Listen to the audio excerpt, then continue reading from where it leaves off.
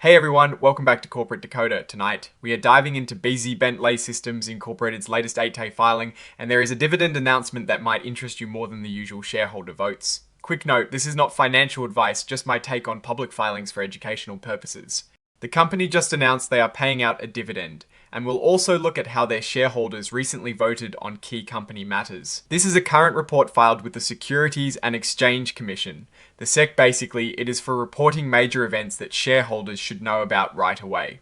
Think of it as an important announcement bulletin. This just tells us it is filed under a specific section of the law that governs how public companies report information. The earliest event reported in this filing happened on May 21st, 2026. This is our company, Bentley Systems Incorporated. They are a technology company that makes software for designing and building infrastructure.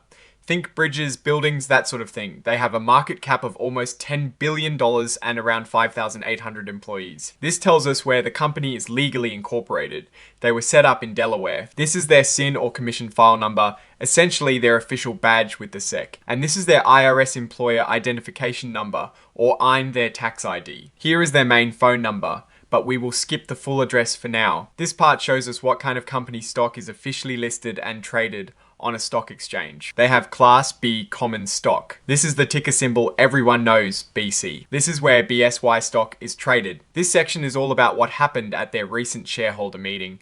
Companies have to report the results of important votes. So on May 21st, 2026, Bentley Systems had their big annual meeting where shareholders get to vote on company leaders and important proposals. Now this is interesting. Not all shares are created equal when it comes to voting. Class A shareholders had a lot of voting power, 29 votes for every share they owned on a specific date. Class B shareholders, on the other hand, only got 1 vote per share.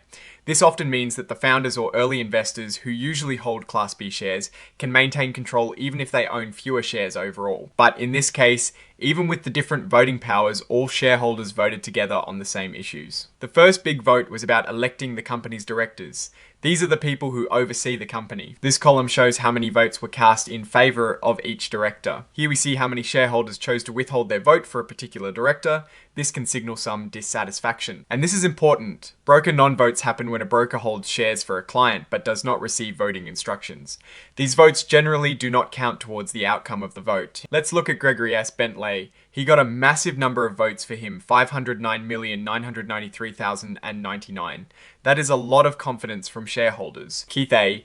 Bentley also received a huge number of votes over 510 million. Barry J. Bentley, PhD, also saw overwhelming support, with more than 510 million votes in favor of his directorship. Raymond B. Bentley received over 511 million votes for. Nicholas H. Cumins nearly hit 515 million votes for. Kirk B. Griswold had a slightly lower number of votes, around 485 million, but still a very strong showing. Janet B. Haugen received over 503 million votes for, and Brian F. Hughes garnered over 511 million votes for.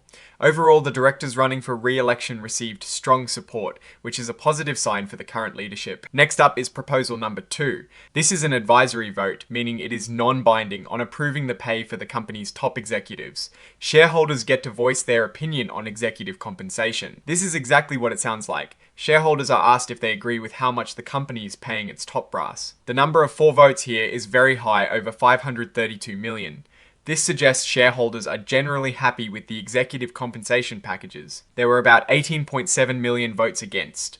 While this is a small percentage compared to the votes, it does show some disagreement. Abstentions mean shareholders chose not to vote either way. And again, broker non-votes. The filing clarifies that abstentions and broker non-votes do not impact the final result of this specific vote. Finally, proposal number 3 is about ratifying or approving the company's choice for their independent auditor. This is the firm that checks their financial statements to make sure everything is accurate and above board. The shareholders are being asked to approve KPMG LLP as the company's auditor for 2026. Over 557 million votes were in favor of ratifying KPMG. That is a really strong endorsement. Only about 7 million votes were against it. This indicates widespread agreement on keeping KPMG, and a small number of abstentions. Now, let's move on to another significant piece of news from this filing. This section is for other important events that aren't covered in the other sections. On May 22nd, the day after the shareholder meeting, Bentley Systems announced that their board of directors decided to declare a dividend. A dividend is basically a portion of the company's profits that is paid out to shareholders.